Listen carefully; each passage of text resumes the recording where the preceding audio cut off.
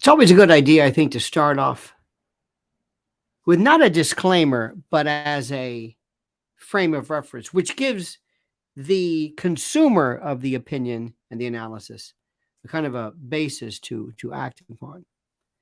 I am of the opinion that there are indeed people and have always been people since the beginning of time who, despite the genital and genitourinary and pudendal and phallic accoutrement that they may have been born with, there is something different that allows them to say, I may be technically male or female, but I don't relate to that. I get it. I've always understood that. I think it was a rarity, but it was there. It was there, certainly. There are people who constantly find themselves ideologically, philosophically, whether it's in music and name it, where people say, I'm not really sure. Why should gender and the expression of gender be any different?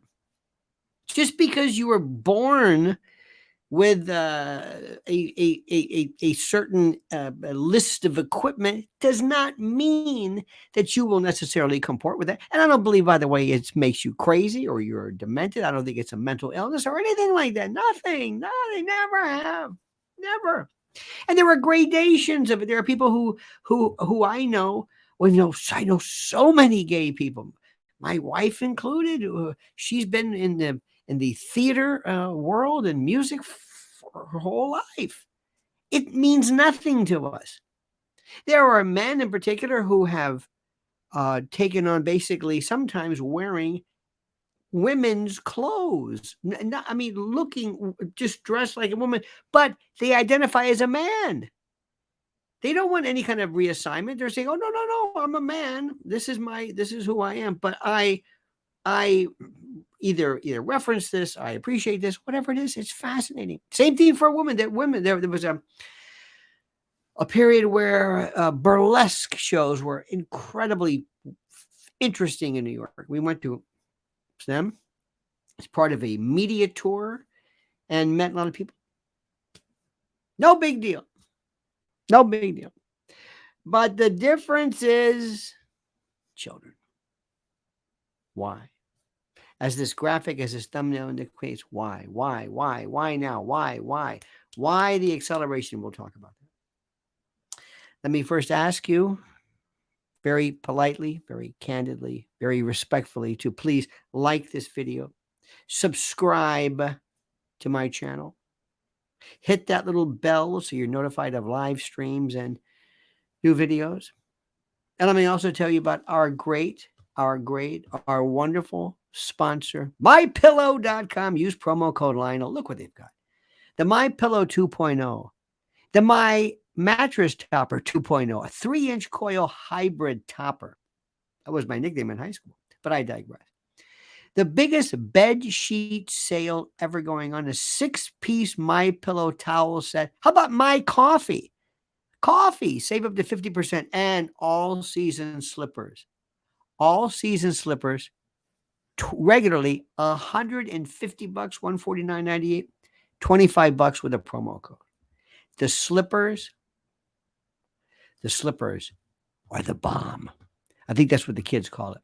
So go to mypillow.com, promo code Lionel, or mypillow.com/Lionel, and see what the hoopla and the hullabaloo is all about. Great products, great company, great people. mypillow.com, promo code Lionel.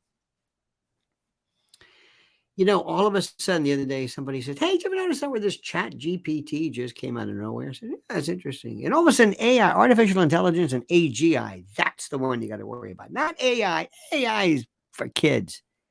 Artificial general intelligence, that's the one we'll get. We'll talk about that later. But don't confuse the two. Somewhere along the line, somebody said we are going to accelerate this movement as it pertains to children. And we're going to speed through this. We are going to push for puberty blockers, to reassignment surgery, children, transgender health. And I want to tell you a story about something I heard. I was at a symposium of sorts, and there was a teacher.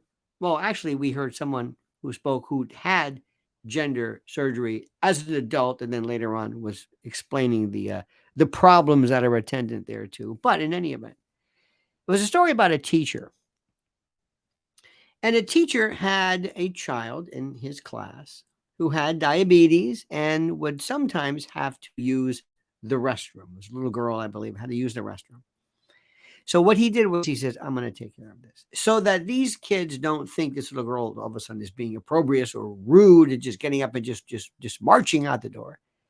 I'll explain this to him, and I'll do the best job. He says, now class, little Megan may get up and leave sometimes and go to just leave. Well, she's going to the ladies' room, the girls' room, whatever you want to call it, because she has something called diabetes, and it's not a lethal disease. No reason to worry, but sometimes she has to go to the bathroom. So we told her, whenever you have to go, just go. You don't have to ask. Just go and come back.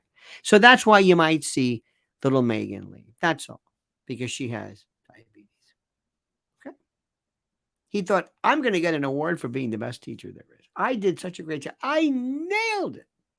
Explained it, diffused and redirected any fears he might have. I'm the best teacher in the world. Well, not so fast. The next day, the principal calls and says, what did you tell these kids yesterday? And he said, what are you talking about? He says, I got 10 parents calling me, screaming because you told their kids they've got diabetes. And now the kids won't come to school because they're diabetic. And he said, I didn't say that. Well, that's what they heard. So here's the point. How do you take kids who don't even know their favorite color? How do you know kids who don't know very deep in critical issues, who don't understand nuance and perspective? How do you do this? How do you explain gender? But not only that, feelings that you have now when you don't know your favorite color, when you might think you're, I don't know, a superhero, or you might be, for a variety of reasons, rather intellectually, or emotionally, spiritually, or psychologically tenuous about a host of things. And you have teachers and counselors who, upon hearing the slightest question as to gender or what, might immediately push them for this next step, puberty blocking surgery, and finding out, do your parents understand you? Because that's what they're going to do next. Do your parents understand you? Do they understand you? Because if they don't, let us know, because they have to understand you. They have to listen to you. This may be grounds for some type of court or CPS, Child Protective Services intervention, if they don't understand you. And the ball's running. Kids especially don't understand nuances. Got to tell you another story, one of my favorites, just to show you how kids misunderstand and why it's very dangerous for you to be talking about gender and gender assignment and reassignment and the like. Little kid asks his father. Father's a very good man, smart man, very progressive, very open-minded. He says, Daddy, why are my teachers different colors?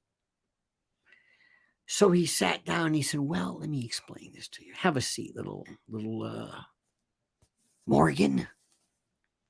You see, the world, as you know, 23 whatever degree angle, the world is affected by the sun more, and countries at or near the equator tend to be perhaps darker complected citizens because of the fact that their propinquity to the sun, and the angle in melanin, and is an adaptive behavior. It's a Darwinian adaptation, selective. And he was talking about melon, and that's why the darkness sometimes in Iceland, you see blue eyes, whiter skin, less sunlight here. And his daughters look at him like, what the hell are you talking about? So finally he asked a question that he should have asked right away. He said, why do you ask? And she said, because my teachers, the colors, Mr. Brown, Mrs. Green, Mr. White. Sounds like a routine, but he swears it's a true story. This is why kids don't understand nuance, subtlety. What may be of interest today may pass, may not be worth following up on. Always, of course, invite yourself to be asked any question regarding any subject. But if we precipitate, if we are too celeritis, if we move too quickly to try to get to the bottom of this, to find out immediately what this is all about, if we get to that point, the question then becomes, what if we make a mistake? And you can't go back on a mastectomy, a hysterectomy, a penectomy, an orchiectomy, castration, genital mutilation, incontinence, people report, no children, infertility, sterility, whatever. I mean, all because somebody might have uttered a desire to maybe think about, oh, no. Ladies and gentlemen of the jury, my dear friends, what adults do is one thing. God bless them. You have my blessing, whatever that means. But kids, oh, no. Now, does that mean that this surgery should never be able to take place? Of course not. But it's becoming faddish. It's becoming too much of a cultural constant, and it scares me. And when you have people who just love to precipitate and accelerate this very serious, ultimate surgery, the problems that ensue, the problems that are attendant can prove to be catastrophic. Thank you, my friend. I thank you.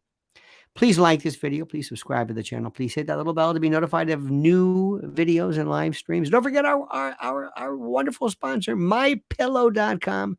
Promo code line will get a free gift. And please, I beg you, comment as you see fit.